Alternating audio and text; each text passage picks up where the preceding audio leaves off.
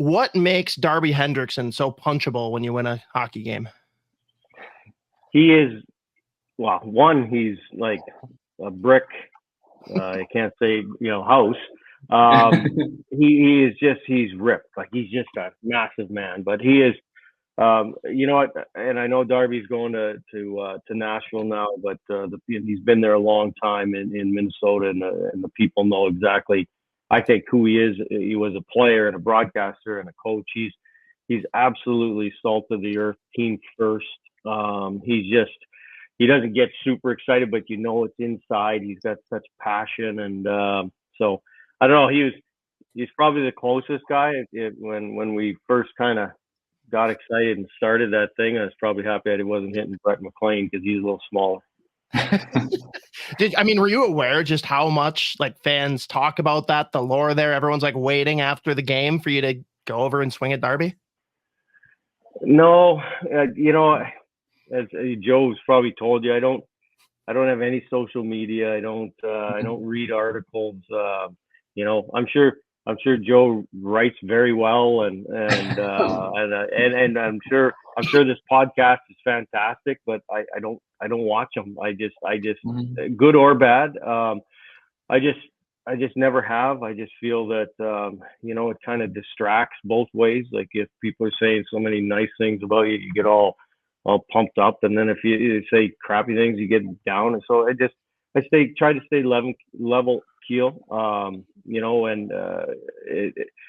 it's important to understand the fans and relate to the fans, but it's not necessarily something that I take into the room when I'm coaching the hockey team. So, but I love to talk to fans, and I have heard, and the one thing that I've heard is that people have said to me, personally, do you do it on purpose? Do you know the cameras are on you? And no, of course not, right? You're just in the moment. And I was getting excited, and a lot of times I've tried to stay calm, and everybody's like, well, you got to stay calm, and so your group stays calm. And certainly in situations you have to do that, but I don't think it's a terrible thing for the players to understand that you're as excited as they are. And we score a goal or we win in overtime, my gosh, I'm jacked too, right? Why wait till I get back to the dressing room to get excited, right? We just scored. I'm jacked. So I think it's a positive thing. One story you might have read of mine is my trip to Kamloops. I really enjoyed getting to know kind of a little your backstory with that one. I think fans really learned a lot about kind of where you came from and why you do what you do. And I was just curious, since I know it's such a formative time in your life, what do you think kind of shaped how you coach or how you are, just by that, what you build a forge there, and just your experience there? How did that kind of shape the kind of coach you are today, including in Columbus? Well, after you got me fired in Minnesota, Joe, I read your article, as you know, and I loved it. As you know, we've talked about this before, and with Mike, and I've never, I guess the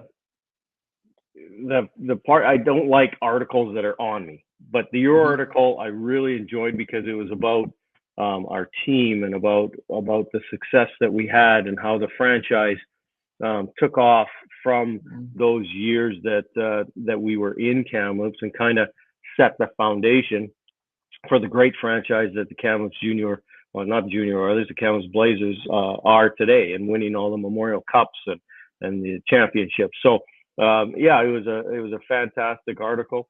And yes, it did shape a lot of who I am as not only a player, certainly.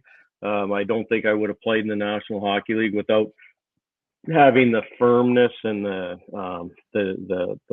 push from Bill LaForge, our coach, and all the great teammates that I had there and had the success. And I don't think I would have played in the National Hockey League, but I think it did shape a lot of who I am as a coach. I've taken a lot of different pieces from a lot of different coaches along the way, but certainly the first real coach that I related to and looked up to was Bill LaForge in Kamloops. Was it like 50 hits on the board, or did you write that 50 hits or something like that, or 50 something on the board for you guys? And very colorful way to.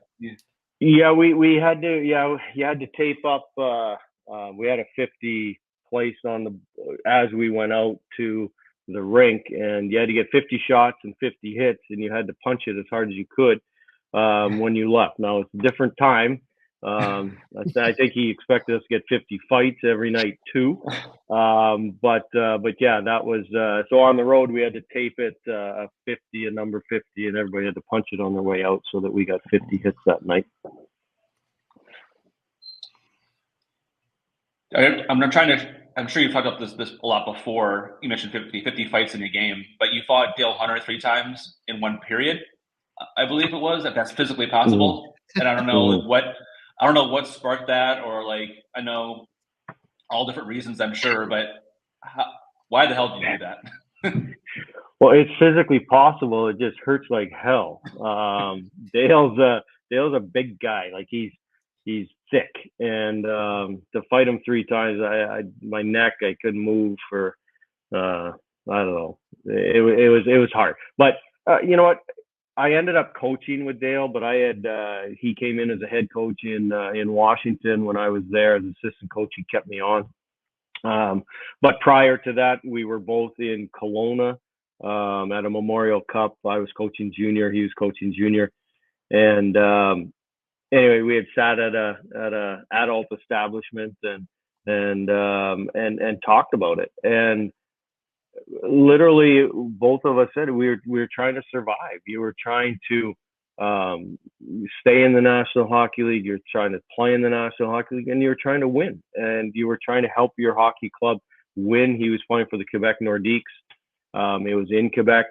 And something had happened in the game, and we just fought naturally. And then when we got to the face-off circle after we got out, he looked at me and he says, "Do you want to go again?" And I, sure. Like, I was whatever. I just, you're not going to turn stuff down back then.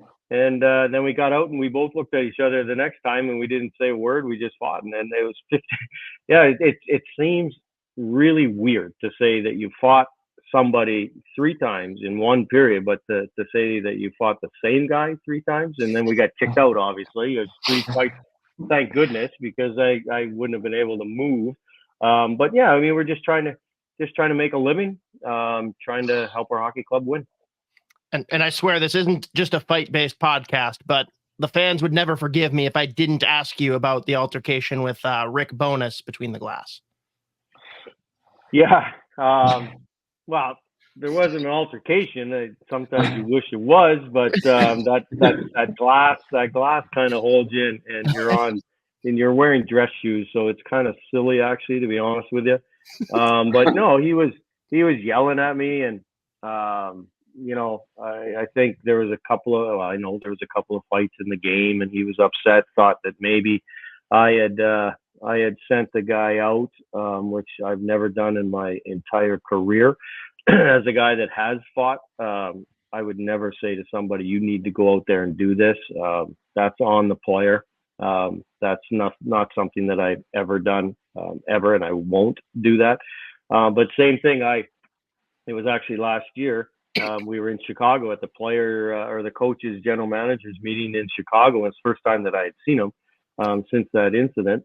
And he came up and we were chatting. I was like, you know, Bones, I said, what are you yelling at me? And he says, I was just yelling at you because you had Ryan Reeves and I didn't have Ryan Reeves, and I was really upset about it. But we had a good chuckle about it. But I didn't yell. I just asked him to come over if he wanted to. You're quite calm. Yeah, it was a whole thing like that.